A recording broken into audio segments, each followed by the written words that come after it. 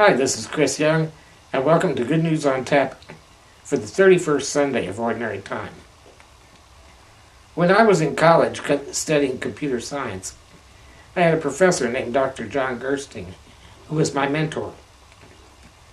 In some ways, he reminded me of that character from the movie The Paper Chase, the gruff and grumbling Professor Kingsfield. He was such a tough taskmaster. Actually, physically, he looked more like Clint Eastwood than he did John Houseman, but that's another story.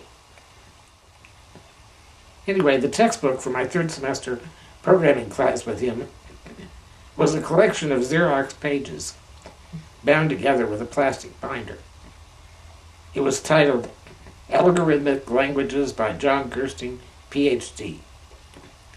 Yeah, I'm sorry to tell you, I was the victim of one of college students' most dreaded fears.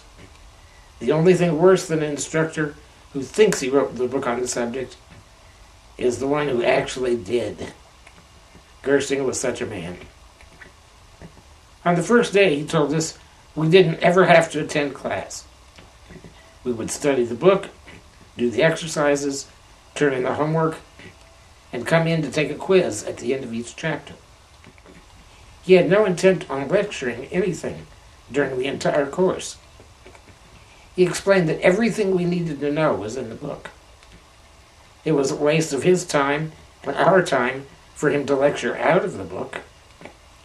And since he wrote the book, if there was something he wanted us to know, he put it in the book. Why save it for a lecture? Put everything in the book. If it wasn't in the book, we didn't need to know it for that class. So basically he said, here's the book, go teach yourself the course.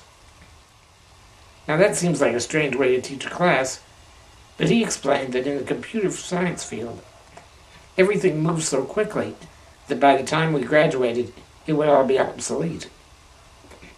He was training us to train ourselves.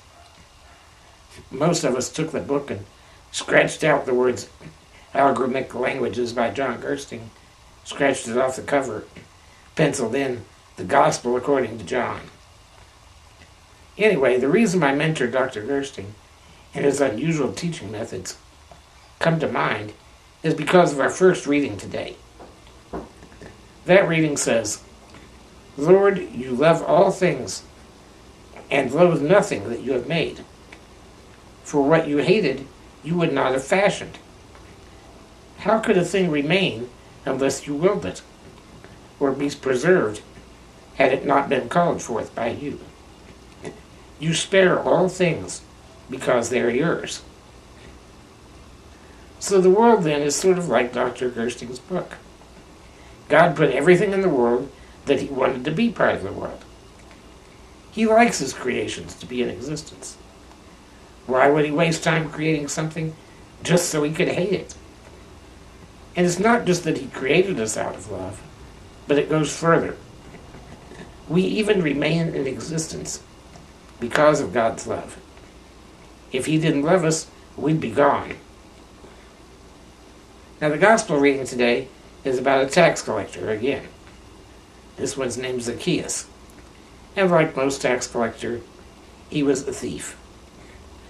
But Zacchaeus went to extraordinary measures just to see Jesus. And when Jesus called upon him, Zacchaeus repented and offered to give half of all he had to the poor, and to pay back all that he had extorted 4 times over. So Jesus went to dine in his house. Now people couldn't understand how Jesus could associate with such a sinner. But they're in the book. The sinners are in the book along with the good people. God put them in the book, and he keeps us there by his will. They're part of his creation, and he loves them. So in many ways, we're on our own, just like the students were in Dr. Gersting's class.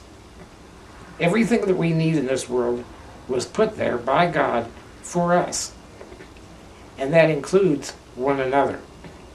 No matter how much we sin, we're all of God's creations, and he loves us. But at the end of the course, there's that final exam. How will we approach that exam? Have we learned from our mistakes and corrected them like Zacchaeus? the crooked tax collector? If we have, then Jesus will say to us, as he said to the tax collector, "Today, salvation has come to your house." And that's Good News on Tap for the 31st Sunday of Ordinary Time.